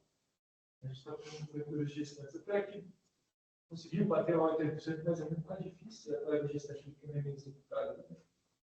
E não tem comparação teste-a-teste, né, de eficácia, para dizer superioridade de eficácia de um do outro, mas tem essa comodidade, né? Vai dar no neném que já nasceu tudo mais. Mas aí tudo volta para uma questão de custo também. Se eu não me engano, é R$3.000 o dose, né? Você viu. Então, assim, você é mais barato. Né? Mas se não fosse, é mais fácil de lá o que de mais do mundo. É isso. Bora lá para o. Agora a gente vai trazer o nosso. Ixi, Maria, peraí. Nosso último tópico, que é sobre influenza. Deixa eu só. Peraí. Deixa eu mostrar. E aí a gente abordou em relação à influenza, em relação à extinção da linhagem do influenza B Yamagata. E a gente também trouxe um outro artigo falando sobre as diferenças entre os tipos de vacina em relação à vacina usual, a adjuntada e a high dose. Eu não sei se eu posso falar adjuntada. Adjuvantada. Então, aqui, esse primeiro estudo, ele fala sobre a provável extinção do influenza B Yamagata e as suas implicações para a saúde pública. Com a revisão da literatura e pegando os dados de vigilância global. Então, como introdução, ele traz uma redução drástica na circulação de influenza durante a pandemia. Ele fala que teve uma recuperação gradual da circulação após 2021, mas que tem uma incerteza sobre o retorno aos padrões pré-pandêmicos. A gente tem que, entre o ano de 2012 e 2017, a gente tinha uma prevalência do vírus B Yamagata, e em 2018 e 2019 a gente tinha uma prevalência do vírus B Victoria. a razão de B Yamagata para o B Vitória, ele foi caindo. Em 2018 era uma proporção de 1 para 45, e depois foi para uma proporção de 1 para 19,3 em 2019. E, além disso, a gente tem uma queda acentuada na detecção da linhagem B Yamagata após 2020, e ele discute essa possibilidade de extinção de linhagem B Yamagata. Também, além disso, ele traz as dúvidas sobre a necessidade de incluir essa linhagem na vacina quadrivalente, o risco potencial de reintrodução dessa linhagem que estaria desaparecendo por meio de uma vacina, de vacina viva atenuada, e fala da importância do monitoramento contínuo dessa circulação viral, e ele se propõe a avaliar essa circulação após 2020, determinar se realmente o vírus está extinto e analisar as implicações para a saúde pública. Em relação aos métodos, foi uma revisão sistemática, teve uma busca no PubMed no e-base por artigos relacionados, inclusão de artigos com coleta de amostras respiratórias entre fevereiro de 2020 a janeiro de 2024, com caracterização da linhagem de influenza B. Os tipos de estudos incluídos foram uma diversidade de estudos, foi dividido em estudos clínicos, eficácia vacinal, análise filogenética, e o foco na coleta de dados sobre o número de amostras, casos de influenza e caracterização dessas linhagens. Em relação às fontes de dados, ele usou esse FluNet, que é um banco de dados da própria OMS, esse GIMSN, que é uma iniciativa para coleta de dados sobre influenza hospitalizada, o GSAID e GenBank, repositório de sequências genômicas de influenza, e busca em sites de vigilância respiratória de diversos países. Já nos resultados, ele traz uma predominância de estudos na Europa, foram 43 estudos foram incluídos, e alguns outros continentes também foram representados, como a Ásia, América do Norte, América do Sul, Oceania e África. Em relação aos dados, nessa tabela aqui, ele mostra os dados da FluNet, que é aquele da OMS, que ele evidencia a queda das detecções do B Yamagata ao longo dos últimos 4 anos. E ele mostra principalmente essa queda abrupta, marcada com o início da pandemia. Depois dessas 17 semanas, a gente vê que teve uma queda bem expressiva do número de isolados encontrados. Aqui nesse gráfico, nessa tabela, ele traz os dados de uma outra central de vigilância, e a gente consegue ver que ao longo dos anos, ainda que a gente testasse para influenza, poucas amostras acabaram detectando a linhagem Yamagata. Aí, aqui é outro estudo em relação às semanas, a queda que a gente teve de 269 para 10, em relação aos detectados de Yamagata. E na discussão ele traz, esse declínio acentuado do vírus B Yamagata após a pandemia de Covid-19. Ele fala dessa possível extinção do vírus B Yamagata devido a fatores como baixa taxa de reprodução e ausência de reservatórios. E discute essas implicações para a formulação de vacinas contra a influenza, a necessidade de cobertura ou não. Em relação a desafios de incerteza, ele fala dessa dificuldade em confirmar a extinção definitiva do vírus devido às limitações da vigilância global. Nesse caso aqui, ele não chega a estudar tanto países em relação ao continente africano, em relação à América do Sul, por exemplo. A necessidade de investigação para diferenciar os casos verdadeiros de casos derivados de vacinas, então seriam essas, talvez, linhagens que teriam advindo da vacinação, e o impacto da distribuição dos casos de influenza por faixa etária. Na conclusão, ele traz essa queda considerável e progressiva da detecção do vírus nos últimos 4 anos. E, junto disso, ele traz essa recomendação do OMS, em fevereiro de 2024, que declara que a inclusão da linhagem B, do antígeno de linhagem B Yamagata na vacina quadrivalente não é mais necessária, e que todos os esforços deveriam ser feitos para excluir esse componente o mais rápido possível. Essa decisão ela se aplica às vacinas de 2024 no hemisfério do sul. Só uma coisa, todo mundo escola. Tem algum problema dele? Aí o que ele está falando? Isso está falando da vacina viva. Beleza. Porque a vacina viva, tem a preocupação que a pessoa está com a vacina viva, ela é infectada com influenza e aí ele troca o chip chamado. e voltar a circular. Então, assim, para os residentes internos, né, que a gente não usa, né, vacina viva no Brasil. A gente usa vacina inativada. Então, eu somente acho que ter ou não ter inativado, tanto faz. Só é desnecessário, exato. Custa mais também, né? Isso é importante. Mas, tem mais alguma coisa? Não, aí era só essa de discussão, né? Que o desaparecimento completo, ele ainda, de consideração, né? Ainda não pode ser confirmado com certeza. A necessidade de expandir a pesquisa das cepas para outros países, né? Que foi um pouco mais direcionado. E eu fiquei me perguntando quando a gente poderia realmente afirmar que uma cepa desapareceu, porque isso é muito difícil, eu acho, na minha opinião, de se estimar. Ele fala muito sobre em relação aos continentes. Desaparecimento em relação aos continentes. Se você fizer os estudos daquelas cepas naquele lugar, você poderia dizer isso. Mas eu acho muito difícil. Eu não sei como a gente consegue prever isso. E é isso. Volta os slides na tabela. Aí. Acho que é essa. Não sei. A da pandemia. Assim, interessante que a gente tinha a pandemia da Covid, né, as medidas de distanciamento social, tem impacto em todas as instituições respiratórias, tem impacto no nível, impacto no pneu, essencial, que a gente ficou um tempo sem circular, e teve impacto também na influenza. E aí é drástica, né, a mudança antes da período pandêmico, para o pós-período pandêmico, a queda brusca.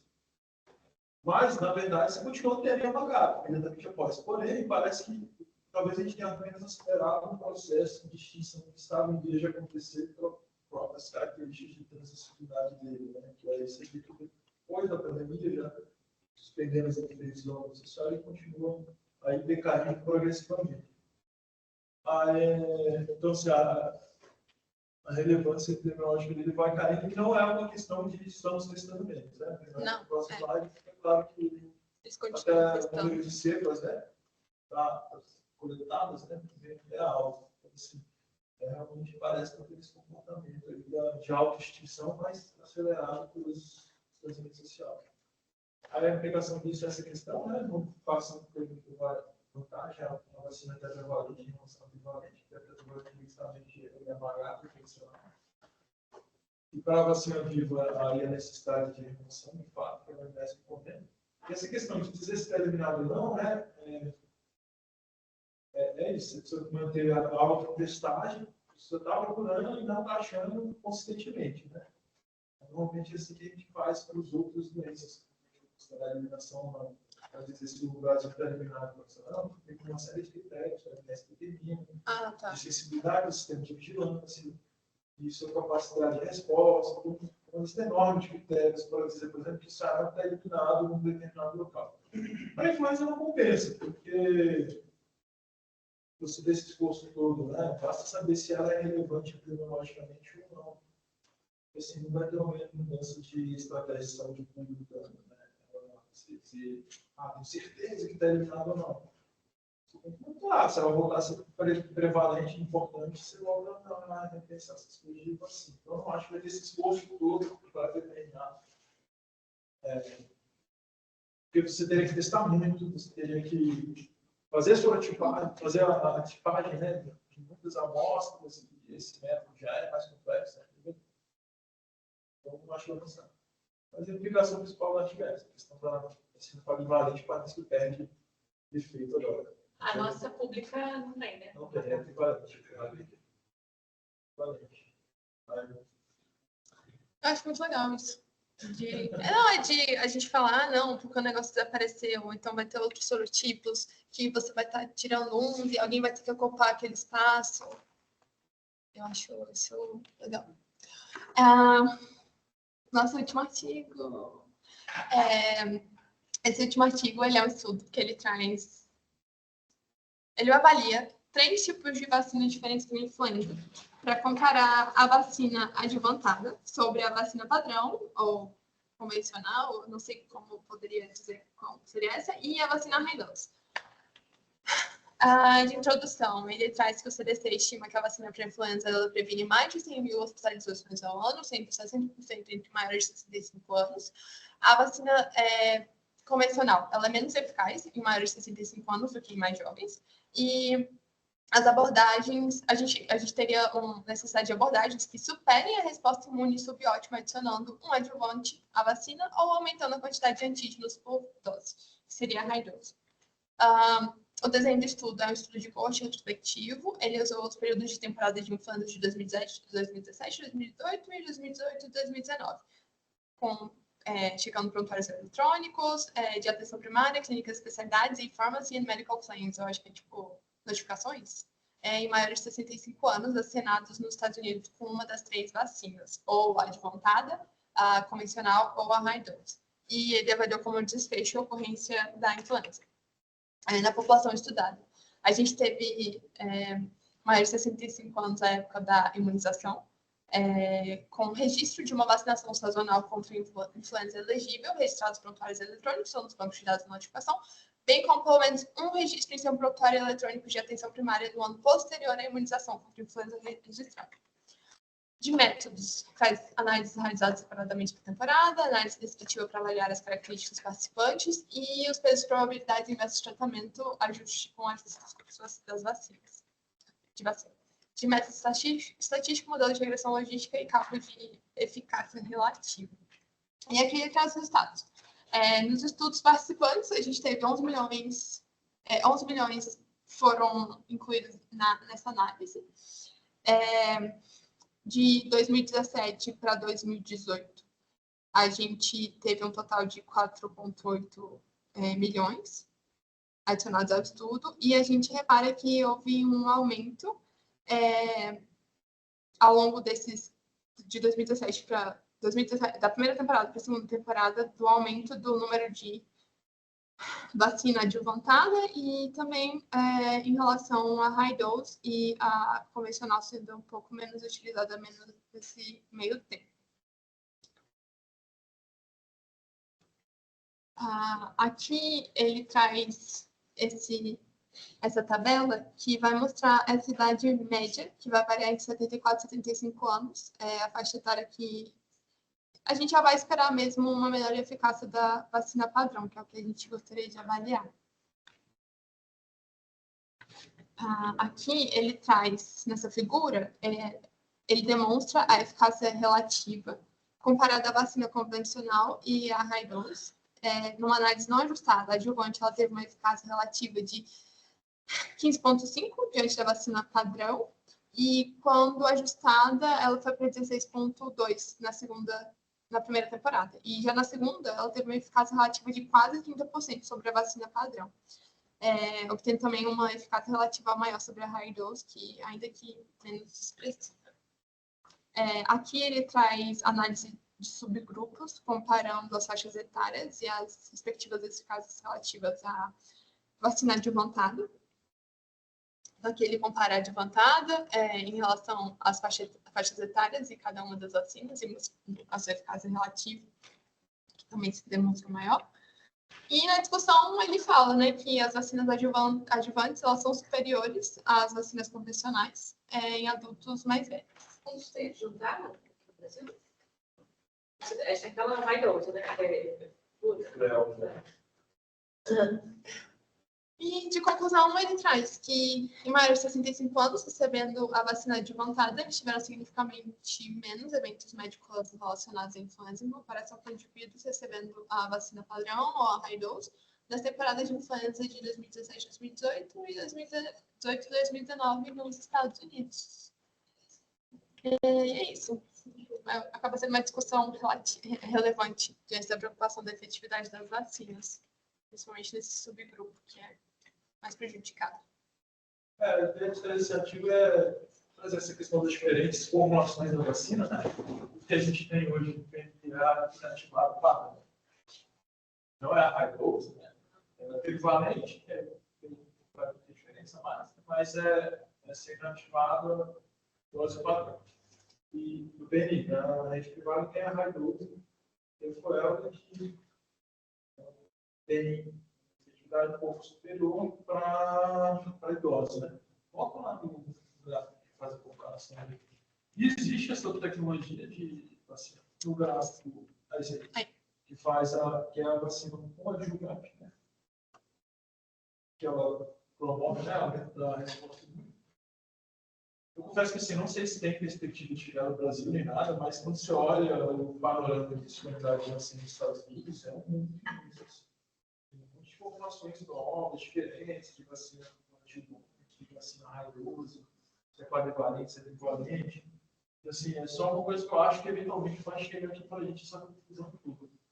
Hoje, assim, ela tem essa superioridade, né? Mas se você for olhar, por exemplo, a vantagem da adjuvantada em relação à inativada padrão, né? Em uma temporada, a efetividade relativa foi 15%, 18%. A outra foi já um pouco mais interessante, 7%, 28%.